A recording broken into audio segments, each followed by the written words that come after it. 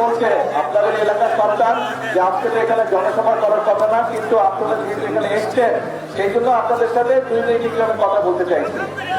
সেই কথাটা কি, এই যে আজকে আমরা এখানে পৌরসভার ভিত্তিপ্রস্তর স্থাপন করলাম, আপনাদের যাদের বয়স 25-এর কম তারা আপনারা জানেন কিনা জানেন না, এখানে আরেকটি ভিত্তিপ্রস্তর আছে আজকে থেকে 25 বছর, প্রায় 25 বছর আগে দেশনেত্রী মরহুমা খালেদা জিয়া এখানে এই যে টেকো উপজেলার ভিত্তিপ্রস্তর স্থাপন করে গিয়েছিলেন।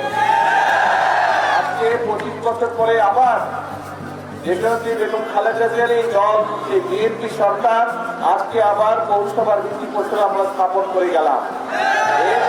এর মধ্যে দিয়ে একটি কথাই বারবার প্রমাণিত হয়েছে যে বিএনপি যখন রাষ্ট্র পরিচালনার দায়িত্বে থাকে, বিএনপি জনগণের স্বার্থে, দেশের স্বার্থে কাজ করে। এবং এখানে যে কলেজ দুটো আছে, এই কলেজ দুটো দেশনেত্রী খালেদা জিয়ার সময় করা, উনি এখানে কাজে বিএনপি সকল সময় যখন দেশ পরিচালনার দায়িত্বে থাকে, বিএনপি দেশের মানুষের স্বার্থে কাজ করে, দেশের স্বার্থে কাজ করে। যখন বিএনপি দেশ পরিচালনার দায়িত্বে থাকে না, তখনও বিএনপি দেশের স্বার্থে কথা বলে, জনগণের স্বার্থে কথা বলে। বিএনপি দেশ পরিচালনার দায়িত্বে থাকুক, বিএনপি দেশ পরিচালনার দায়িত্বের বাইরে থাকুক, সকল সময়ে বিএনপির একটাই প্রধান বিষয়, দেশ এবং দেশের মানুষের স্বার্থ।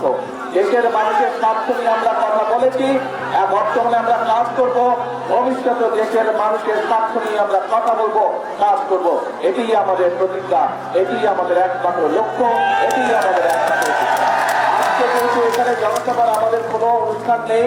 এইখানে জনসভা ইনশাল্লাহ বহু বছর আগে একবার আমি করেছিলাম, সন্ধ্যার সময় হাঁস, মুরগি, গরু, ছাগল আমরা বিতরণ করেছিলাম এখানে।